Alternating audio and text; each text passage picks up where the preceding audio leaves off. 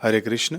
आप लोगों ने कई बार पूछा कि क्या गृहस्थियों को केवल एक ही एकादशी का व्रत करना चाहिए। महीने में दो एकादशी आती है ना, एक शुक्ल पक्ष वाली और एक कृष्ण पक्ष वाली।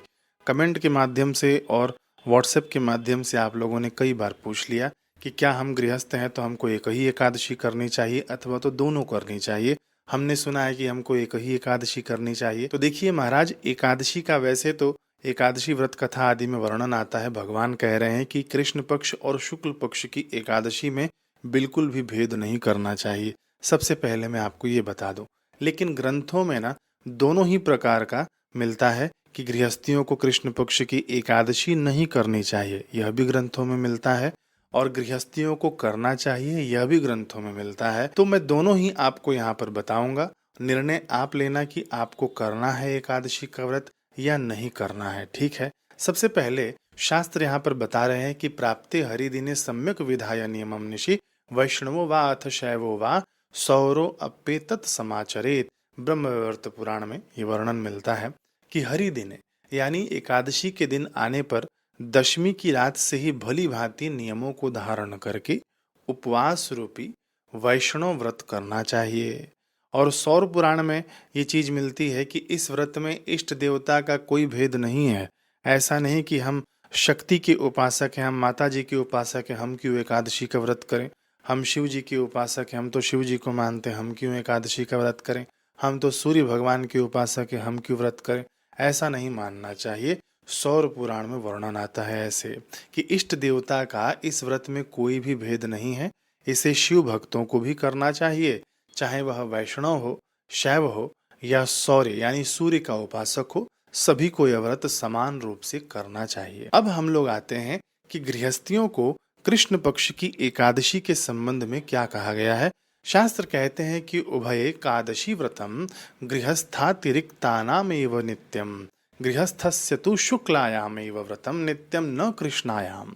इसका अर्थ है कि दोनों एकादशी शुक्ल पक्ष और कृष्ण पक्ष का व्रत करना गृहस्थियों के अतिरिक्त यानी गृहस्थियों को छोड़ के अन्य आश्रमों जैसे कि वानप्रस्थ आश्रम हो गया, जो लोग संन्यास ले चुके हैं, उनके लिए ये अनिवार्य है। लेकिन गृहस्थियों के लिए यहाँ पर अनिवार्य नहीं है। ठीक है। गृहस्थ के लिए केवल शुक्ल पक्ष की एकादशी का व्रत नित्य है, कृष्ण पक्ष की नहीं। देवल ऋषि कहते हैं कि दोनों पक्षों की एकादशी को भोजन न करना वानप्रस्थ और सन्यासियों का धर्म है। गृहस्थ को सदैव केवल शुक्ल पक्ष की एकादशी का ही व्रत करना चाहिए। इसका अर्थ है कि गृहस्थ के लिए कृष्ण पक्ष की एकादशी का नित्य व्रत अनिवार्य नहीं है। ठीक है, इतना आप लोग समझ गए। अब एक एक चीज मैं आपको बताते जाऊंगा, ध्यान से सुनते जाइएगा। अभी जो मैंने बताया ना, उसके अंदर स्पष्ट रूप से कहा गया है, देवल ऋषि ने भी कहा है कि गृहस्थियों को केवल शुक्ल पक्ष की एकादशी का व्रत करना चाहिए। बाकी जो लोग सन्यासी हो चुके हैं, जो गृहस्थ आश्रम छोड़ के जो अन्य आश्रमों में रहते हैं, उनको दोनों पक्ष की एकादशी का व्रत करना चाहिए। पद्म पुराण में भी कुछ कुछ ऐसा ही मिलता है। पद्म पुराण में वर्णन आता है कि देवशयनी और देव प्रबोधनी एकादशी, समझ गए आप लोग। जैसे देवशयनी कब आती है, जब चतुर्मास शुरू होता है। देवशयनी से ही शुरू होता है ना, जब भगवान शयन करते हैं। और देव प्रबोधनी यानी देव उठी एकादशी, समझ गए, जो 4 महीना होता है बीच का। इसके अंदर आषाढ़ और कार्तिक मास के बीच की जो एकादशी होती है, इसके अंदर कृष्ण पक्ष की भी एकादशी गृहस्थियों को करना चाहिए। बाकी अन्य किसी कृष्ण पक्ष की एकादशी को नहीं करना चाहिए गृहस्थियों के लिए।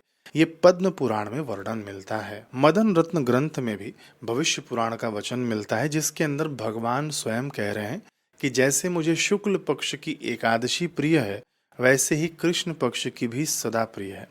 गृहस्थी को भोग और संतान की वृद्धि करने वाली शुक्ल पक्ष की एकादशी करनी चाहिए। यहाँ पर भी गृहस्थियों के लिए शुक्ल पक्ष की एकादशी के ही व्रत का विधान बताया जा रहा है मदन रत्न ग्रंथ में, जो भविष्य पुराण के वचन को धारण कर रहा है। बाकी कालादर्श ग्रंथ में वर्णन मिलता है कि विधवाया वनस्थस्य यतश्चैकादशी द्वये उपवासो गृहस्थस्य शुक्लायामेव पुत्रिणः भुजे निषेधः कृष्णायाम सिद्धिस्तस्य ततो व्रतः। इसका अर्थ है कि विधवा, वानप्रस्थ और सन्यासी को दोनों एकादशी यानी शुक्ल पक्ष और कृष्ण पक्ष की एकादशी में बिल्कुल उपवास करना चाहिए। पुत्रवान गृहस्थ के लिए, पुत्रवान यानी केवल लड़का नहीं, चाहे संतान हो, लड़की हो चाहे लड़का हो, इसको पुत्रवान कहते हैं शास्त्र में। तो पुत्रवान गृहस्थ के लिए उपवास केवल शुक्ल पक्ष में विहित है, यानी शुक्ल पक्ष में ही करना चाहिए। कृष्ण पक्ष की एकादशी में उनके लिए केवल अन्न भोजन का निषेध है, अर्थात अन्न नहीं खाना चाहिए। ठीक है, आप लोग समझ गए। ऐसा नहीं कि जो लोग शुक्ल पक्ष की एकादशी का व्रत कर रहे हैं कृष्ण पक्ष में आराम से चावल दाल खा रहे हैं बैठ के, नहीं, ऐसा नहीं करना चाहिए। कृष्ण पक्ष की एकादशी का भले ही जो लोग व्रत नहीं करते हों उनको चावल बिल्कुल भी नहीं खाना चाहिए। इतना यहाँ पर कालादर्श ग्रंथ में वर्णन मिलता है हमको। और जो लोग एकादशी के दिन चावल खाते हैं ना, मानो एक एक अन्न कीड़ा खा रहे हैं, एक एक अन्न में वे लोग पाप को ही ग्रहण कर रहे हैं। चाहे कृष्ण पक्ष की एकादशी हो चाहे शुक्ल पक्ष की एकादशी हो, चाहे आप गृहस्थी हो चाहे सन्यासी हो, अन्न तो एकादशी के दिन बिल्कुल भी नहीं खाना चाहिए। यहाँ तक हमने 3-4 शास्त्रों के माध्यम से सुना कि इसके अंदर बताया गया है कि गृहस्थी को केवल शुक्ल पक्ष की एकादशी का ही व्रत करना चाहिए। कृष्ण पक्ष की एकादशी का व्रत नहीं करे, लेकिन इस दिन अन्न नहीं खाए।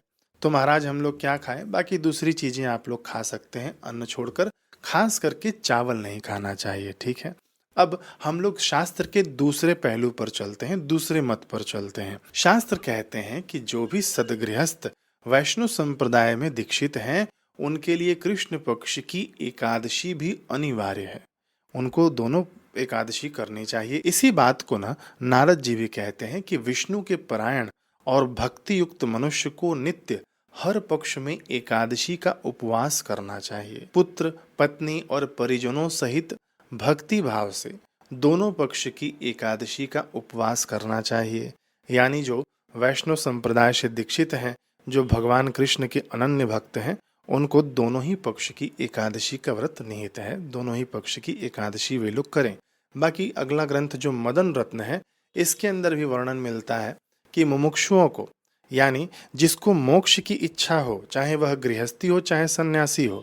देखिए यहाँ पर ध्यान दीजिएगा, गृहस्थी भी तो मुक्त होने के लिए ही अपना कार्य कर रहा है ना। तो मदन रत्न ग्रंथ में वर्णन मिलता है कि मुमुक्षुओं को कृष्ण पक्ष की एकादशी करनी चाहिए, यानी जिसको मुक्ति लाभ की इच्छा हो, तो वे लोग भी गृहस्थी हो तो उनको भी ये व्रत कर लेना चाहिए कृष्ण पक्ष वाली।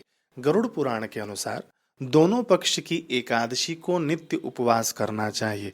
ये सभी के लिए बताया जा रहा है, गृहस्थियों के लिए भी सन्यासियों के लिए भी। गरुड़ पुराण में दोनों पक्ष का व्रत बताया गया है। उपोष्येकादशीम नित्यम पक्षयोर्वयोरपि, ये गरुड़ पुराण में आता है। फिर नारद जी के अनुसार प्रत्येक पक्ष की एकादशी को उपवास करना सभी का कर्तव्य है। पक्षे पक्षे च कर्तव्यम एकादश्याम उपोषणम।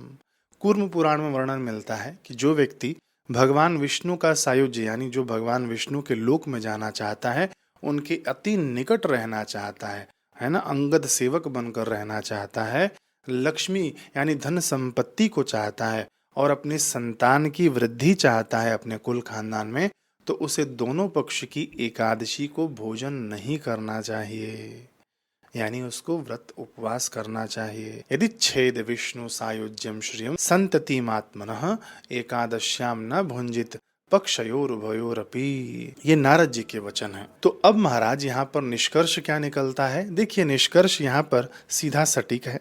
यदि कोई गृहस्थ हो जो एकदम मेहनत का काम करता हो, जिसके लिए व्रत उपवास संभव नहीं हो, तो आप लोग केवल शुक्ल पक्ष की एकादशी को करिए, है ना, जैसे कि शास्त्रों ने बताया है, शुरुआत में मैंने आपको बताया। और कृष्ण पक्ष वाली एकादशी में अन्न का त्याग करिए, चावल आदि का त्याग कर दीजिए। ठीक है। यदि कोई भगवत भक्त हो, अनन्य भक्त हो, जो मुक्ति की इच्छा रखता हो, फिर चाहे वह सन्यासी हो चाहे गृहस्थी हो, उसको दोनों पक्ष की एकादशी का व्रत उपवास करना चाहिए।